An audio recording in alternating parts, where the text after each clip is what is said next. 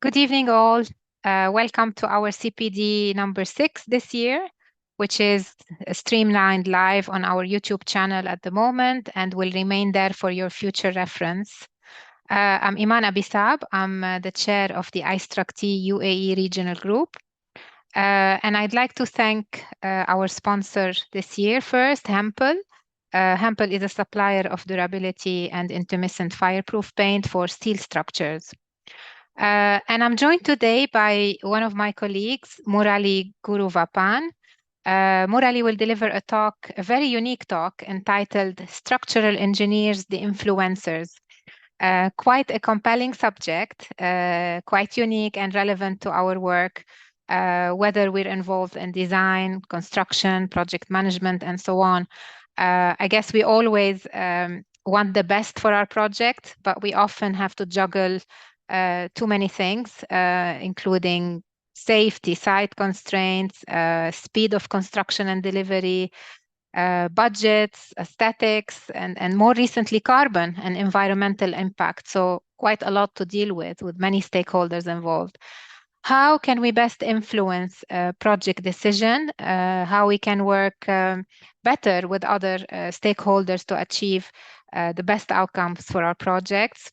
And whilst this talk will provide us with amazing, interesting case study examples from Murali's experience, it will also touch on some of the soft skills that are proven to be very beneficial to achieve this goal. Our speaker, Murali, is a chartered structural engineer with over 25 years of experience in civil and structures design. Murali specializes in a wide range of projects, including residential, commercial, hotels, schools, healthcare, parking structure, with a particular interest in high-rise buildings. Murali experience extend to the Middle East region, wider Asia and Europe as well. He worked with various international firms and is currently acting as the design director, leading the structural engineering team at 9E Global. I'm ready to hand over to you, Murali. And thank you very much. So feel free to kick off. Thanks. Okay, thank you, Iman, for the introduction. So again, it's an honor to be on this platform to share my views on this topic. So good evening, friends. So it's a question always ask myself, as structural engineers, can we become or can we influence our fellow structural engineers or clients or architects or all the design stakeholders? Sometimes it is challenging to influence structural engineers than the architect. So I feel like influencing others, it's a challenge. So what attributes structural engineers should have to influence others? So over the years, with a little experience, what I have, and the opportunities what I faced, what I realized is I learned myself, yes, we can influence directly or indirectly to the positive outcome. I think that's the key. What I learned is to keeping in mind for the positive outcome, we can navigate all the challenges what we face during the design process, during construction, but directly or indirectly, we can influence the results. So in this talk, what I thought to showcase few case studies and explain how I have attempted to influence stakeholders, design stakeholders, and also how I have been influenced by others. Other stakeholders.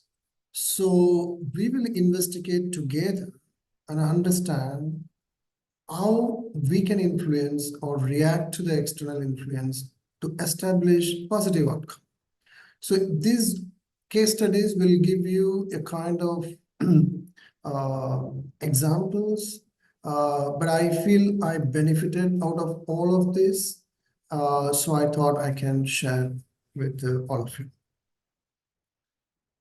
So and then we can discuss. So before we get into these two quotes from Paul and Overoop, always it's very close to my heart because what Paul, one of the things says, design itself is an art. There are multiple definitions.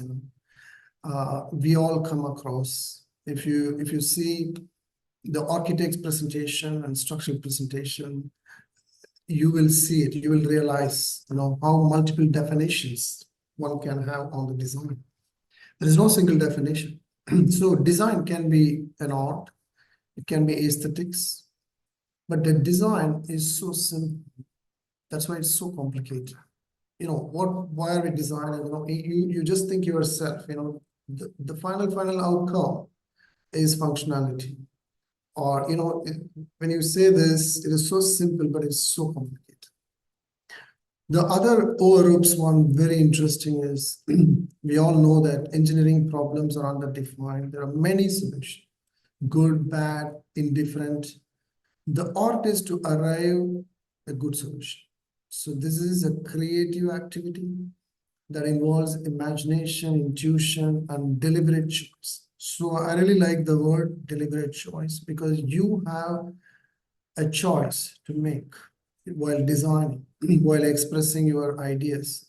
So there is a deliberate choice, so you can try to influence.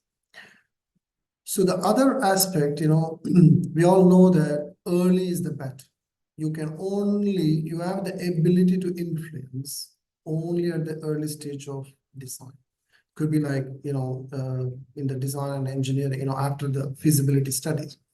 So the idea is you have to be vocal. You have to spend more money in the concept stage as a company. And all the seniors, they should involve in the concept design to bring that value. Because once you miss that, then you cannot influence it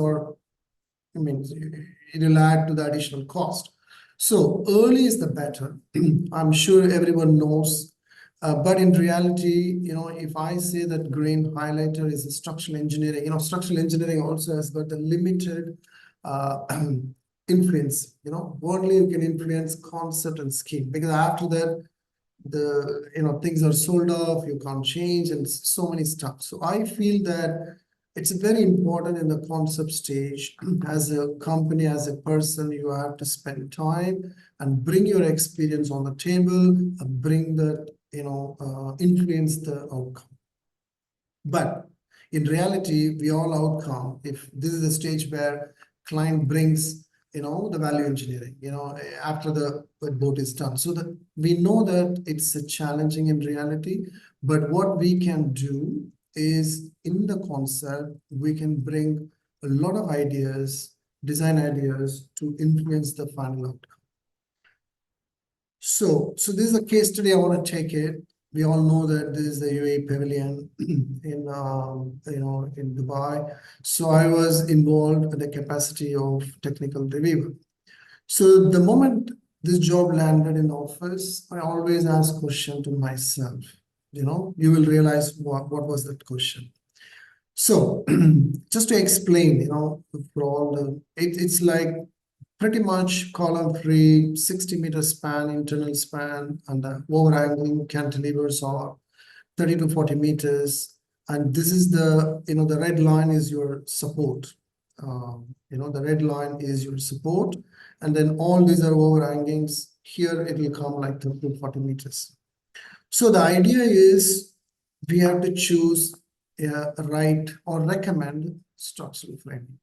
So out of curiosity, if we have to choose structural framing, what would be your choice? So we can have a poll at this point in time. Basil, you can have, and we can just see what's our recommendation without, thinking about the client's brief, architect's vision. But as structural engineers, what do you think, given the geometry like this? Okay, let's have the poll right now. Basil, are you there? Basil? Oh, yeah. Yes, we have the poll now. Yes, thank you. So we can have 30 seconds to answer this. I'm not sure everyone can answer. I'm not sure.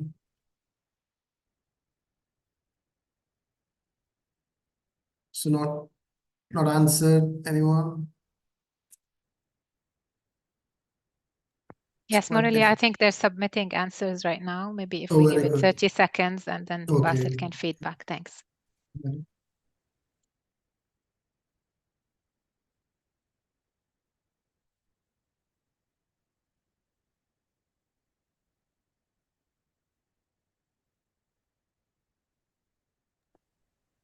Okay, feel free to close the poll, Basil, maybe. And show us the results. Thanks.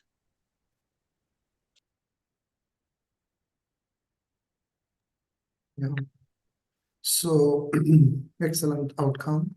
Good. So 80% we are recommending structural steel framing, 20% post-tension concrete framing. But in reality, what happened, for more than a year, we were designing everything as a concrete framing, post-tension beam. It's a lot of hard work, using this specialist designer, and we have spent, day and night on this. But at the end, when the contractor picks up to expedite the construction, it was changed to structural steel framing. So just to get you this, influencing design stakeholders is not easy, because one can easily, as structural engineers, without understanding the brief, we couldn't influence the architect or the client or anyone during the entire design phase. Whereas when the contractor comes to expedite the construction, he could influence it. So it's a kind of, sometimes we know what is right, what we think is right, what could be the right solution, but it is impossible to influence others. So this is just an example I want to give.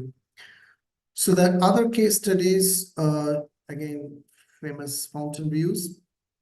Just to quickly, I'll run through, this is just to show you that this is the photo we have taken in 2013, and this is as of today. It is around 4 towers, 3 residential towers, 1 hotel, around 220 to 260 meters above the podium, long podium. So here, the first 3 levels, we have a retail, and there is a connecting retail mall bridges. So in this project, what I realized is, at the end of the project, it's not that one person can influence our design. There are multiple stakeholders, multiple factors. And it's quite impossible. Even the developer may not have choice, even the architect may not have the choice. So we'll just quickly go through what are the challenges I had and which influenced our design and how we reacted to the challenges. So this just shows the Dubai residential index, how the price changes over the years. You see here 2013 or 12, it was a very flat, and then it went up to 2015, 18, and then recently we all know that 2021 post-COVID, the prices came low, but now it's going up. So especially this project, which was launched in 2013 in the beginning, what was told is like within 4 hours, they could sell all the apartments in 2 towers. So those who are staying here for long, you know that DM Circular 191, back in days, 38 meters per second to 45 meters per second. And in this project, we also had a challenge with the procurement strategy. That means the client decided to bring more contractors early in the stage, early substructure, and it disrupted the entire design process. So this is the enabling work started, then the design brief got changed. So I'll explain in a minute. Then a raft construction, then there's the superstructure construction. We also had market-driven changes to Tower 4 and then the redesign to Tower 3.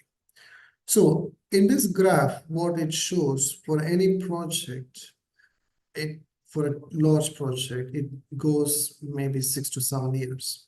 So during that time, the market changes, many multiple indicators that influence our design. So question is, who influence us? Architects, developers, market, regulations. There are too many. So in this project, just to quickly summarize, we have been initiated the enabling works package. We were piling around the entire development, although we had a multiple team, but 2-meter diameter to one of the tower, 1.5-meter diameter, then, like many piling operations. All of a sudden, the client decided, okay, you know what, let's bring a contractor to cast the entire draft. So again, as structural engineers, we know if you have to deliver a draft package, you've got to finalize everything, right? Superstructure, wind tunnel, wall layout, and all aspects. If it is a pile, yes, you can deliver, post a schematic. So this created a huge disruption in our assumption, in our understanding, in our design assumptions and understanding from other stakeholders. It's a quite challenge. So, but yes, we did assume many things, and we did assume conservative ideas for the loadings and stuff. But yes, we delivered that draft package. But we all know, if I have to simplify, this is the responsibility matrix. You are the enabling works. This is the main contractor. If you are going to bring another joint here, it's always a challenge with respect to the liability, with respect to contractors. If there is a waterproofing issue in the retaining wall or in the rack, I have tried myself to influence the client, to influence the PMCs, but it's tough. It's not possible, right? But we have made as many assumptions as possible to convince the peer reviewers, to convince the authorities to bring the approval for this draft package. So on another aspect of it, so that the design brief change happened. Suddenly, I think the requirement of car parking and also the, you see the shape of the tower, it's not a rectilinear shape. So to enhance the retail, so there was a change in the design brief that led to a thick transfer slab at the top of the podium. This is given. You got to change the wall layout from radial direction to rectilinear. So this is the only best we can do. So how we can influence as structural engineers to overcome the time lag, so what we have done, the requirement, in terms of transfer slab strategy. So how do we bring up, to minimize the formwork, heavy formwork. So we have created 2 slab sequence. We all know that we don't really like to horizontal construction joint in the transfer slab, but this is inevitable here. So we have designed for the horizontal shear, friction, all the horizontals, along the slip plane. So we have designed for extra reinforcement, and then we have no choice other than making it work like this. Also, we had a challenge in terms of allowing the contractor to proceed further in terms of core wall construction without dismantling it. So we could influence this approach with the peer reviewers, with the client, with the authorities, where we can influence them to bring a construction joint all around the core wall. Again, so as structural engineers, given the impact, given the design brief change, how we could influence them. So there's another aspect of it where the retail mall bridge enters. This is the retail mall bridge enters. It doesn't enter in a 90-degree, but it is coming inside in an angle. So all these changes happened, and then it demanded 34-meter span clear span. So I think this is from the interior designers. So what we had so many options in our team we developed, because these changes happen after the piling. So we did have some some cushion in the piling, but we were dealing with how to convince the interior designer, how to convince the client. So we at the end, after a very long battle, with the authorities' help, so we could bring back this column. So once we say that authorities require column, then the interior designer said, yes, it's okay, we can have a column. So although we had spent, weeks by weeks to convince them, but we were not successful. So again, this is an example of everything what we think it doesn't happen, but even for the interior design wise, from our point of view, 34-meter or the height of 5.5, it's not a very great aspect ratio, but I think we have tried our best. So another aspect we got in terms of the Tower 4, because of the market change, there was a drop in the selling price. So then the client decided to add additional residential floors on this tower. So we got a call from the client saying that, okay, can we add 10 floors on this tower? While the construction was at level 5. So it's a challenge. But what influenced us is to questioning architects, even the floor finishers, even the floor-to-floor height, even the MEP floor height, even the crown height. So we tried our best to influence others to bring back. So the overall height we changed to 3%, overall height, but we could accommodate 5 stories in this tower. But then the rest of the things we explored as the townhouses and the podium. It was a good exercise how each one gives up a little bit, influencing each other to bring the best possible outcome. It's difficult. It's difficult to go through that exercise, to put our points there, and it's not easy. So the other case study, what Basil, you want to bring up? So this is a project in India which has got 12 million square feet. It's a very large development. What you see here, there are 8 towers, pretty much similar.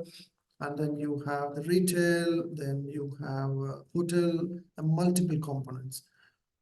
What questions you might ask during the kickoff meeting to understand, to define your design strategy? So it's an idea. So just to bring your results. So what do you think?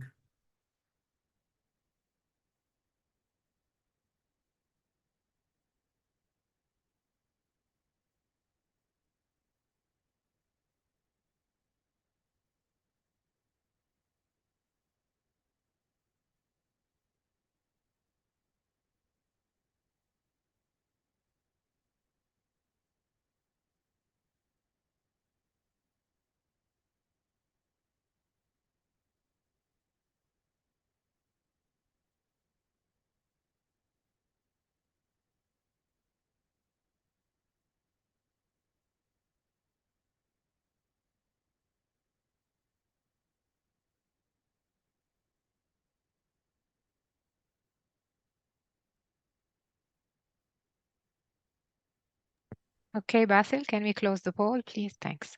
Sure. Good. I think it's a good result. I think the top one is phase development, good answer, and then design repetitions. I think it's a fantastic. I think most of the questions, it's applicable, I would say, because of it's a large development. And it's in India, and one of the key aspect is the rebar, kg, per square feet. So in all India projects, always been challenged with this question. When we deliver the project from Dubai to India, what is the rebar density? What is the concrete volume per square meter? So I was not very happy to commit any number at the early stage, right? So how do you just commit a number? But over the time, I realized is one of the best tool for structural engineers to influence others. We ourselves, we don't need to wait for the cost consultant, we have to bring our own rough order magnitude to influence the architecture, to influence the client. We can bring this, as one of the tools. So in this project, which we use this tool, so just to show you that, this is one of the core wall system where all the green is the main core walls adjacent to the apartments. And then you have the internal stucco, very less thickness. But we have gone with this strategy as a spine strategy where we had a significantly stiff main core, internal core, functional core, but on the perimeter, we have sized what is required. We have sized to what is required. So this brought down the stresses to the limit, and which resulted in less rebar density. So for me to influence others, this is one of the important tools to influence the overall design. So there are many examples which I come across is a fantastic way to bring the change to the architecture. At the end of the day, the structural cost is very key. So in this project, not only the structural cost, but also architectural requirements. So as you see here, these are the clouded, what you see here in terms of the column of 63 stories are completely standing outside with a minimum height of 150. So this is, what does it mean? The client doesn't want any columns inside. So he wants us to keep completely outside. And the size of the column, the width of the column should remain same from the top of the podium to the roof. Okay, this is a challenge. So, and we had no choice other than pushing the boundaries. So we did say, we didn't say no, but we just thought, okay, let's try what we can do. So with our peers, we had a lot of ideas to bring back. So first of all, we introduced the smallest edge beam, which is around 350 wide by 400 deep. And the column can have only height of 150. Right. So what we have carried out, buckling analysis to establish the unbraced length of this column. Because this column, to have, in terms of restraint, you will have at the center of the column, you will have a restraint, right? 2.5% or 5%.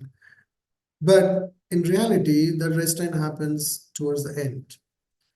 So what we have carried out the exercise with the stiffness in this direction, we establish what kind of buckling mode this column may have over the height. Some location they are 2-story high, 2.5 times story height. The length of the column we have to design for. So that's something we established. Also, the imaginary force, whatever it has to happen there, it has to be balanced by push and pull within the diaphragm.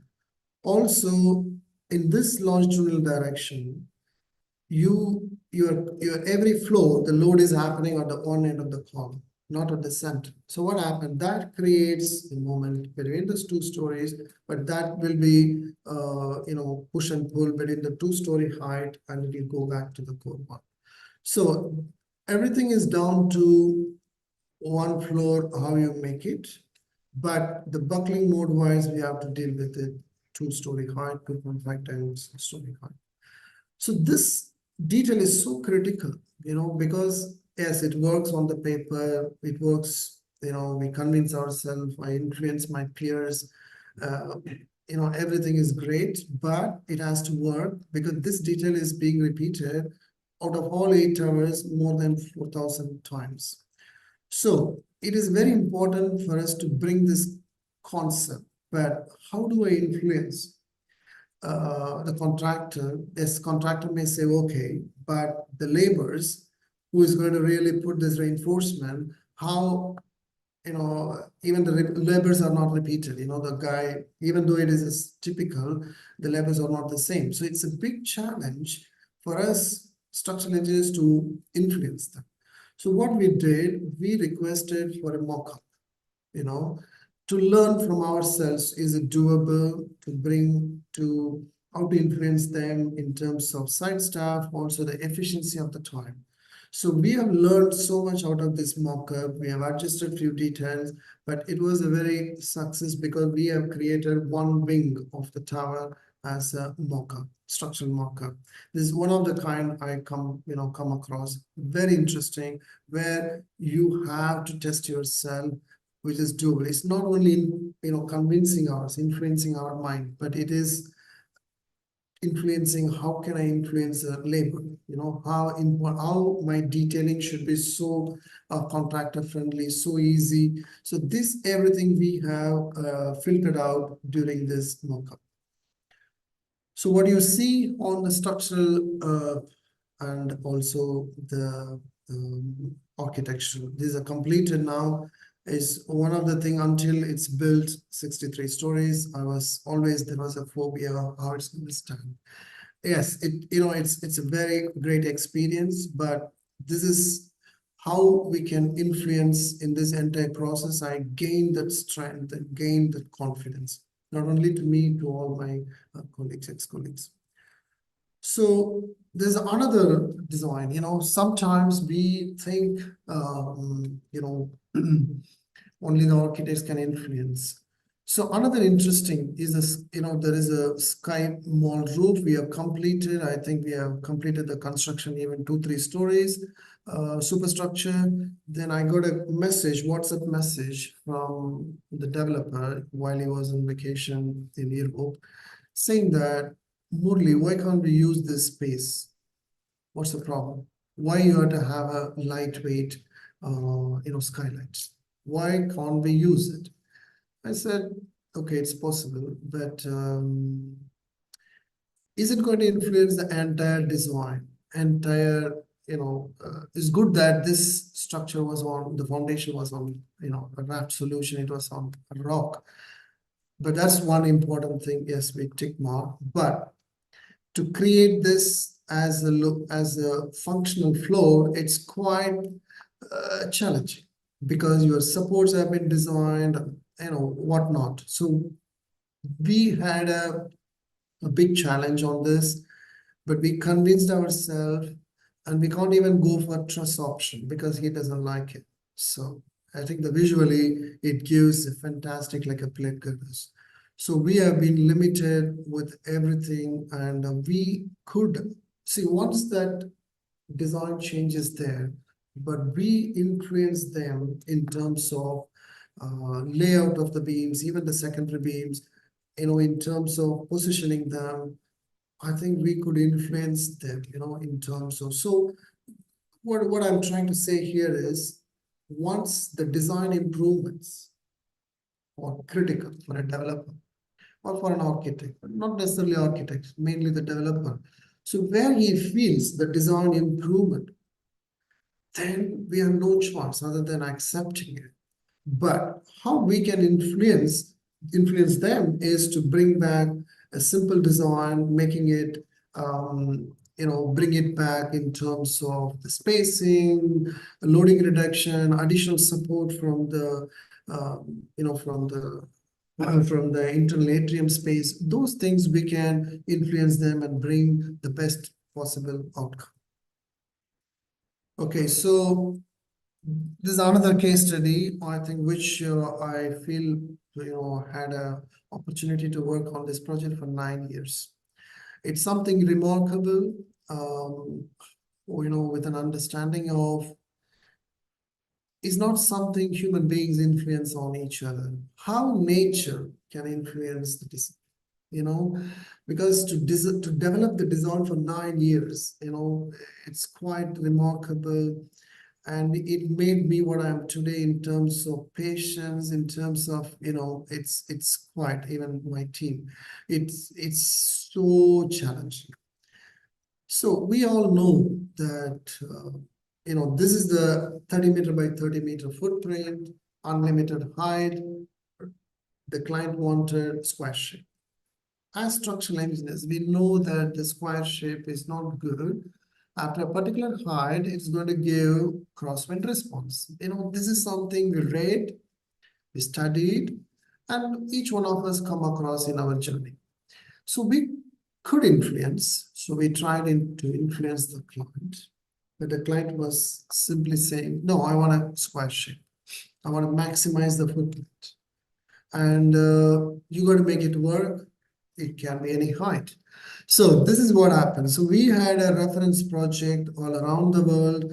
So the closest one is the 432 Park Avenue, where the slenderness ratio is 15, which is pretty much close. So that's where we started.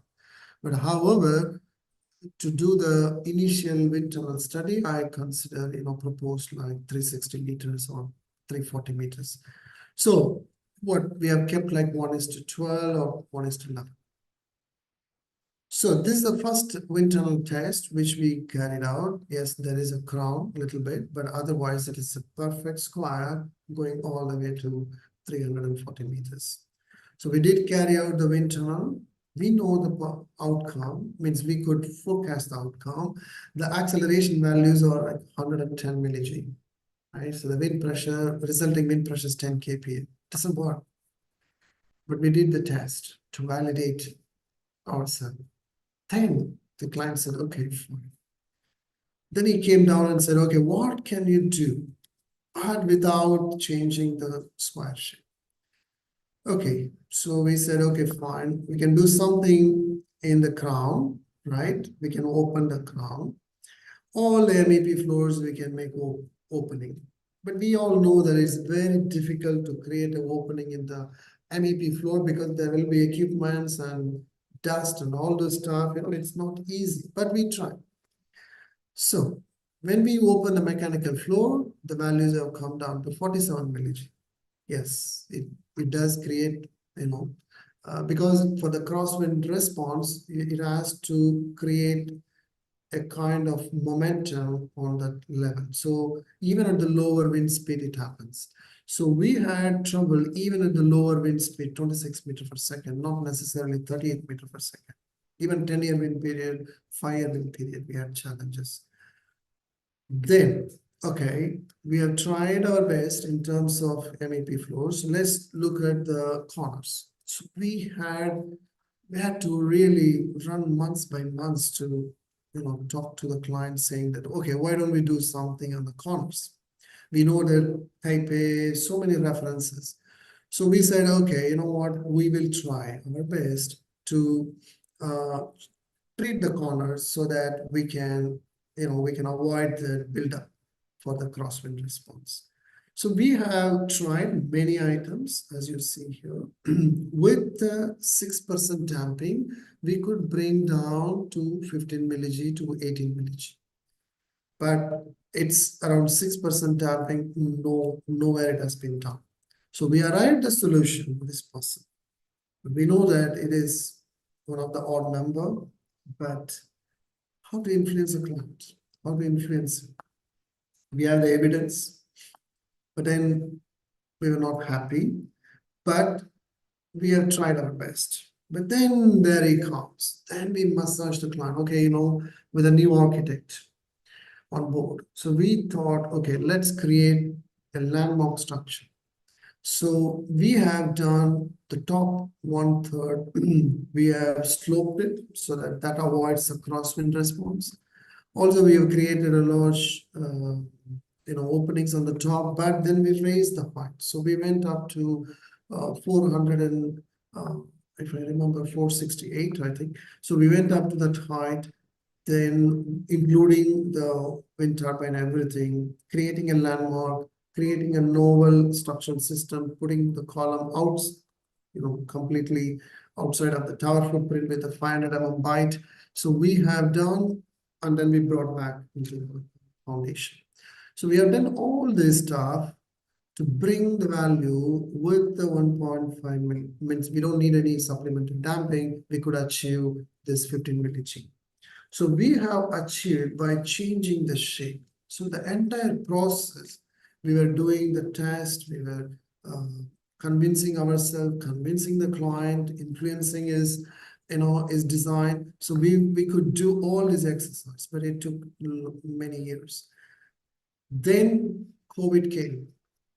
So COVID influenced the design because it was so expensive. So then the client said, okay, I want to go back to the square shape. Okay, we went back to the square shape, what you see here.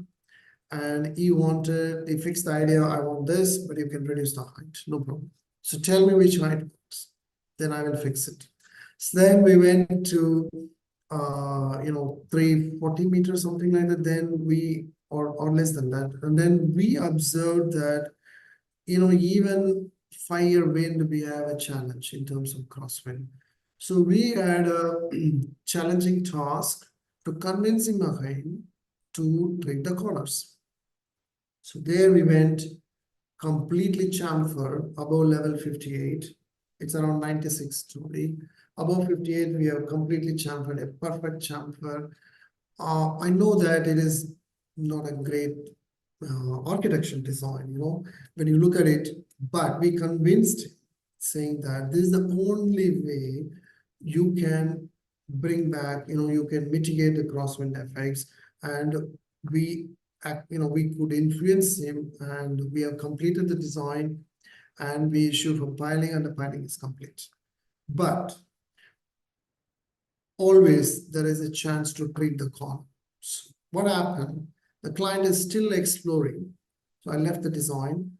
Now the client is still exploring to bring back like a re-entrant corner, which is not great for wind, but is doing further wind tunnels test to establish this shape of the corner. So it's still evolving more than 9 years.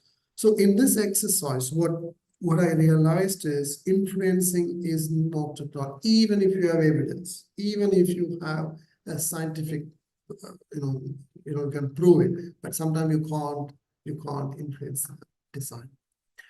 So last case study is it's in India, one of the premium project where it's office building around 3 million square feet. It's an interesting aspect. There is an existing raft, there is an existing 3-basement structure, and there is an existing operational tower, office tower. So they're using the common podium. So we have been requested to visit the site, and there was no clear design brief, but rather we had an opportunity as structural engineers to influence the design brief. So if I had to ask you some poll, what kind of questions you may have it? So Basil, you can just quickly shoot that. Because it's a being brownfield site, existing 3-basement, how do you influence the design brief? Because we were, we had a 1-day visit since morning 9 o'clock to evening 6. But we had an opportunity to influence them. So what do you think?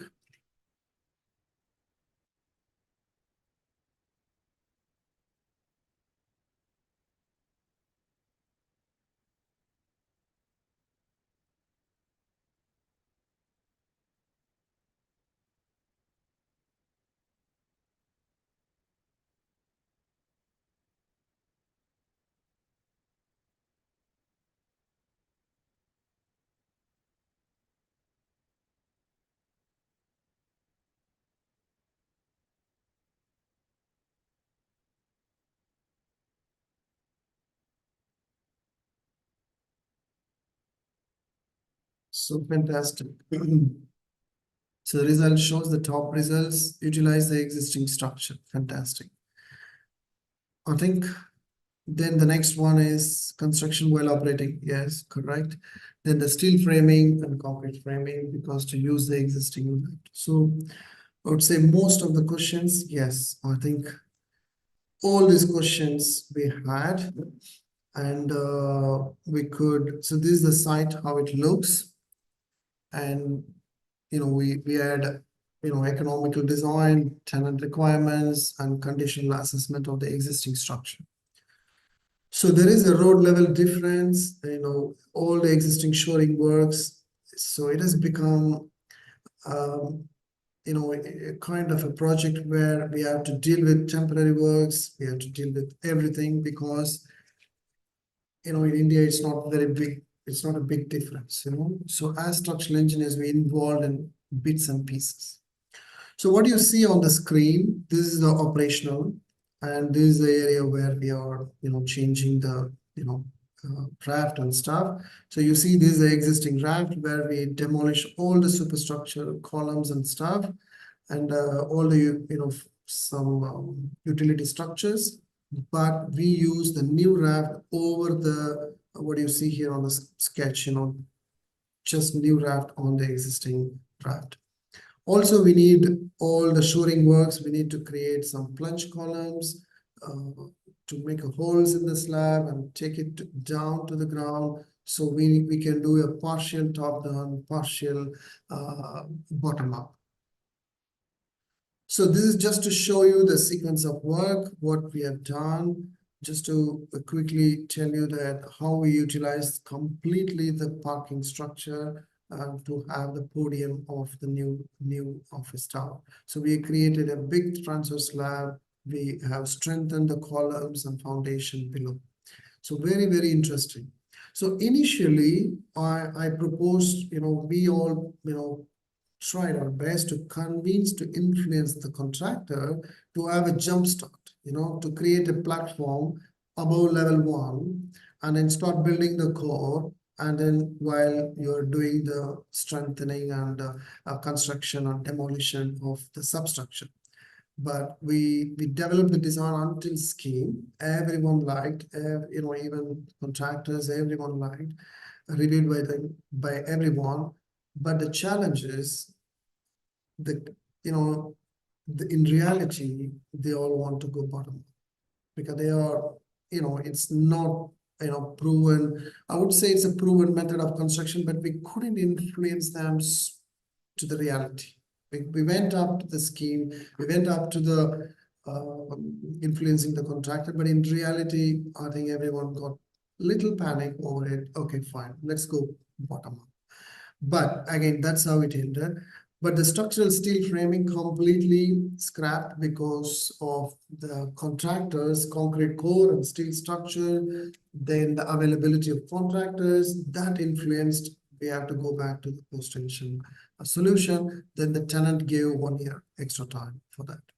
So many design changes, it's multiple factors, it's not straightforward, right? So that's the idea. So this is something to show you while we were, superstructure, we were still working on the substructure, strengthening and demolition and all this stuff. So just to quickly, I will show you. One second. That,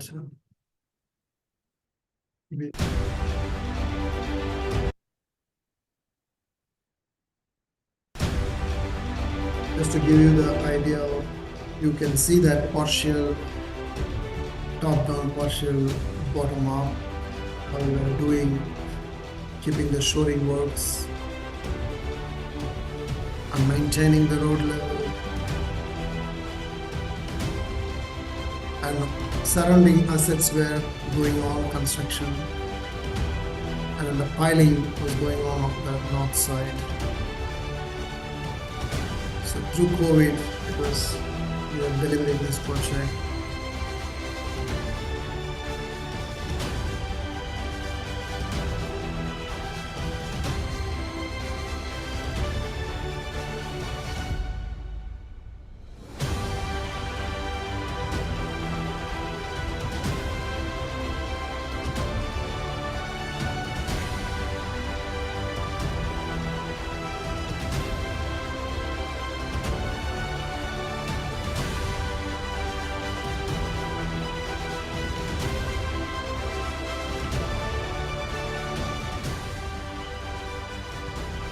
So we also carried out the performance-based design to achieve a flat slab in this project, but we managed to keep only the perimeter beams, all the internal beams we removed.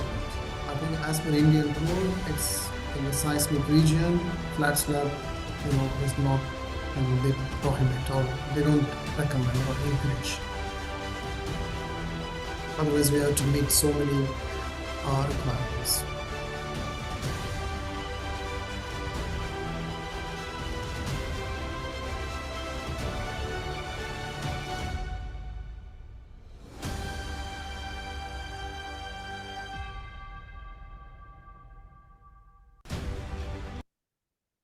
Just quickly.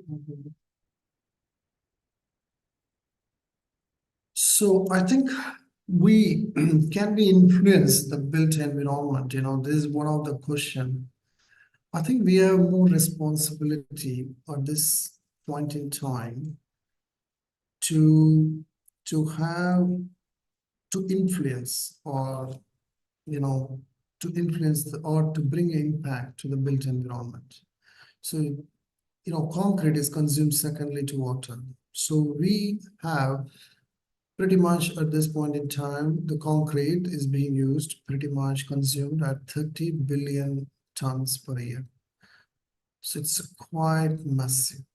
So I feel that we can, every one of us, design to the optimum design, not 95% put in or 80%. If we design to the best, optimum design if we can achieve, if we can negotiate with authorities, if we can negotiate with the peer reviewers or third parties in Dubai, we could bring a big impact. We could positive impact to the environment. It's very important from my point of view. We can influence. So one of the other thing, always there is a question, if you are an experienced engineer, you can influence. It's not necessarily. I feel like you can influence irrespective of what's your position, trainee, junior, engineer. Over the years you build your profile with your experience. But what is most important is these parameters. It has to be a creativity activity, structural design. And maybe I'm biased here, only the structural design engineer because I'm from there. But I feel like even the structural engineers outside with the design knowledge can bring some value. So the creativity and all the seniors should realize, time versus quality is always a challenge in this place. And we have to be design-driven results, not necessarily time-driven results, design-driven results. So we have to bring some value to the design. Also, the knowledge sharing, which is critical. We don't need to reinvent the wheel. We need to, I think, for me, what matters is the talent rather than knowledge. So knowledge needs to be shared. And it's up to the individual who has got the talent, to bring the best out of it, best of that knowledge. I think the knowledge should be shared. So I think it's a myth, only experienced engineer can influence, but I think everyone can influence directly or indirectly. Whatever the capacity we have, we need to bring that value for a bigger picture. So here I have another poll quickly to how, as structural engineers, how we can impact the built environment, how we can influence the built environment. So these are the poll, if we can just think. By carrying out optimum design, ask question ourselves, why 95%, why not 96%? We kept ourselves. So we need to push our limit.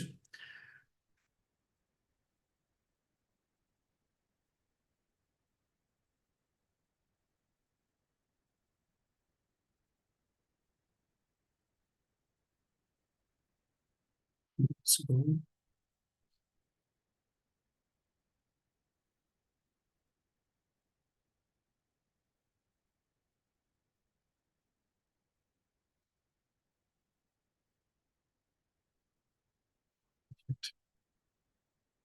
I think good result, I would say. I think I agree with you. Optimum design is the top, because that's where we know that as structural engineers, exactly in and out, we smell the food, we know how to bring our design to the best. By that way, we indirectly influence the built environment. So the next poll, what attributes we can, Basil, you can just quickly, the next one. What attributes you think we need to have, each one of us, to bring influence on ourselves and any design stakeholders? What do you think?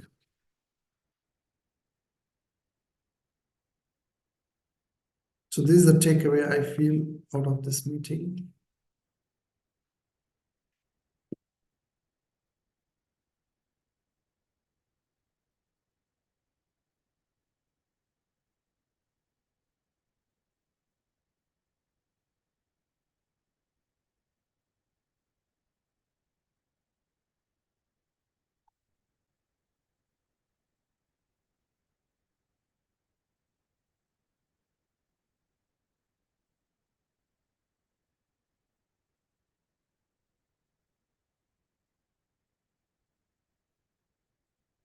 So excellent communications, top priority, ethics, perfect.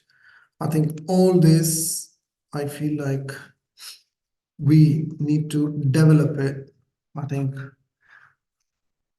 these attributes certainly will bring you or to navigate all your disappointments, all your understanding, redesigning, and you can bring the positive outcome, by having all these virtues, all understanding, to to be with your stand.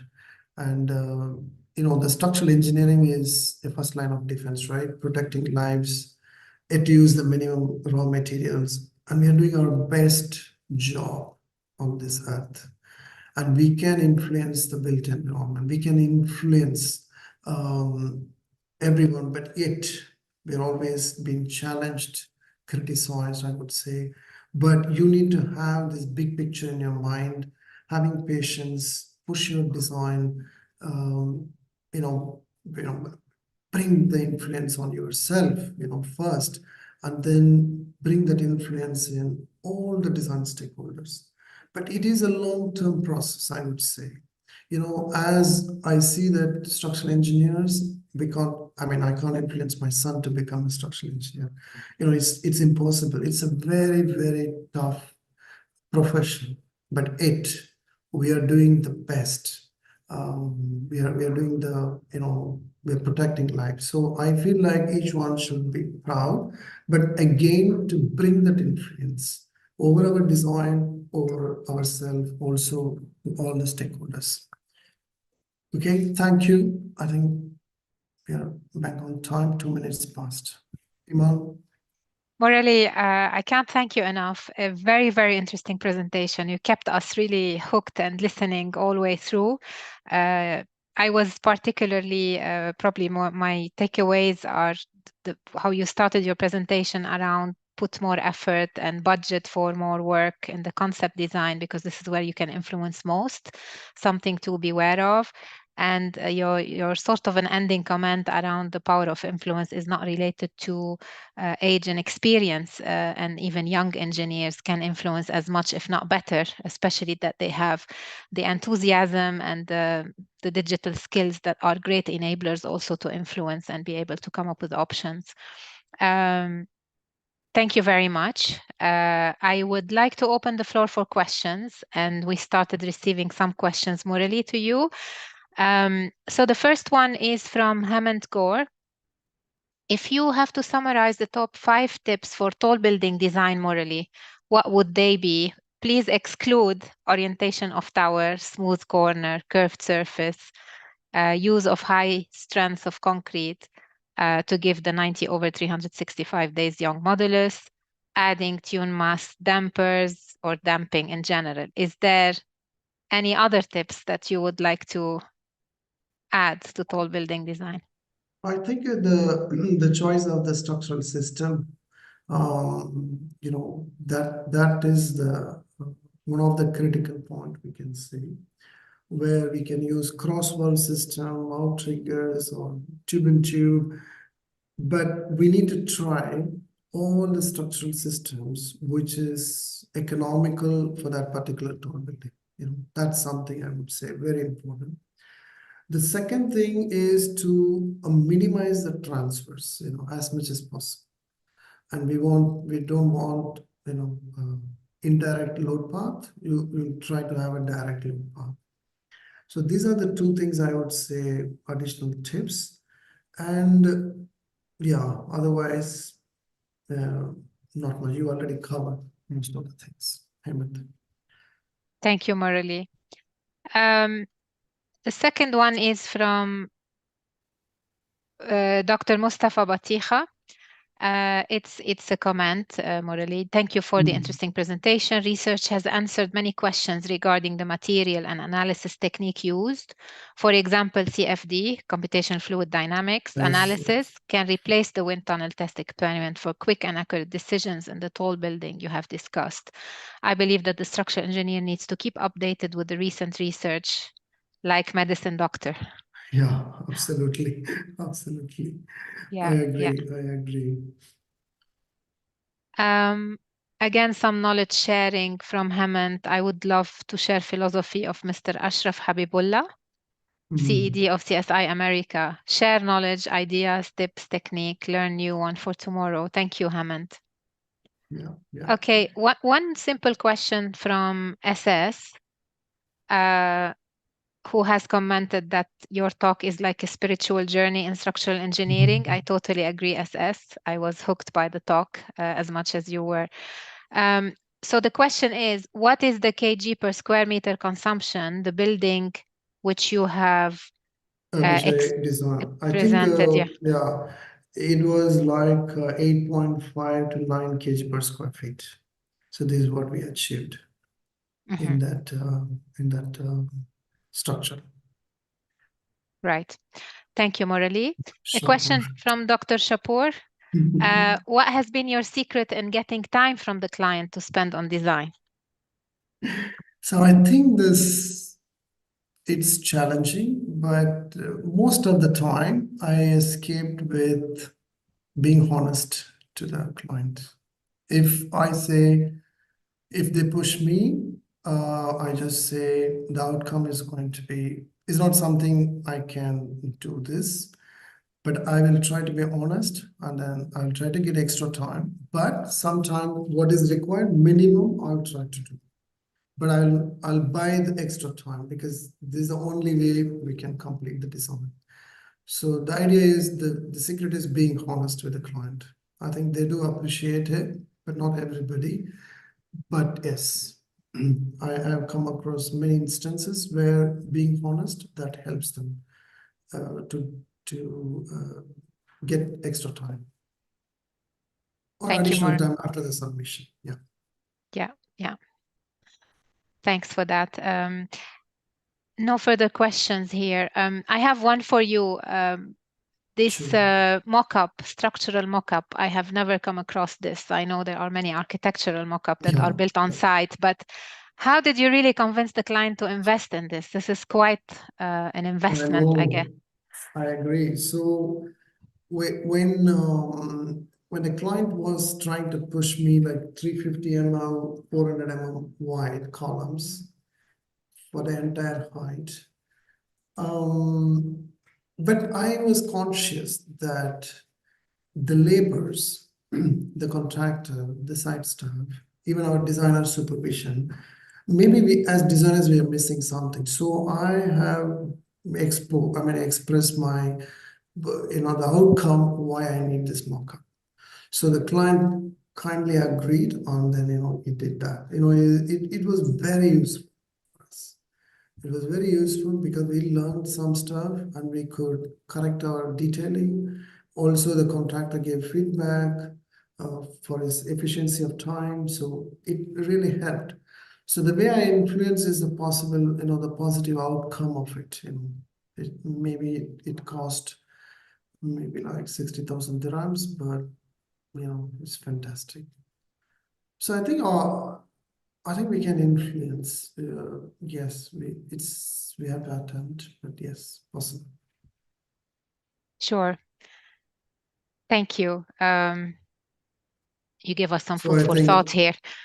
punching shear, yes, I think that's why the edge beam we have created to bring back the shear from the slab to make it as a beam shear.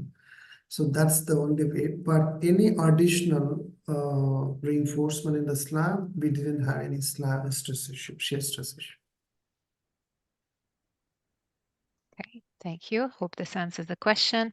A question from Nitesh. How can I effectively influence and collaborate with other structural engineers, client and peers during the design and review processes to ensure high quality outcomes and successful project delivery?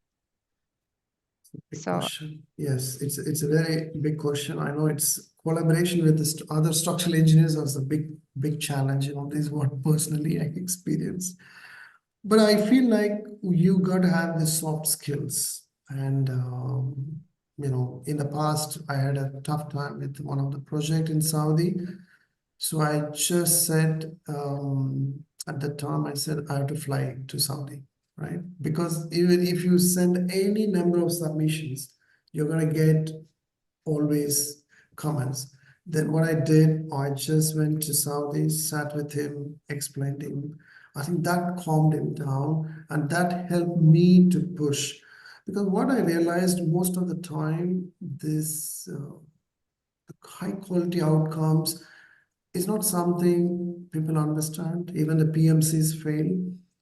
It's quite challenges, you know, they just look down the structural engineers, I would say. It takes a lot of time to design one draft, you know, to efficiently design the columns, you know, you need to spend time. I think people have different opinions, but that's something you have to try. It depends on the other person also, how to influence. It's not one person. So Sure. So human interface is yes, as important it's as well very to important, enhance. very important, Yeah. I feel. Yeah, thank you. Okay, I don't see any questions, any more questions here, and also on YouTube there are some comments, but I don't see any questions. Thank you very much, Murali, for a very interesting talk. Do you have any final comments? No, I'm fine. I'm fine. We're all in the journey. We're all in the journey. Of course, Thank yeah. you. Thank you all for joining, and Right. please don't Cheers. miss next week our charter membership exam preparation. It will kick off on 28th of May, and we will post some comms about this very soon. Thank you. Excellent presentation, Murali. Thank you. Thank you. Bye. Cheers. Bye. Bye. Bye. Thanks.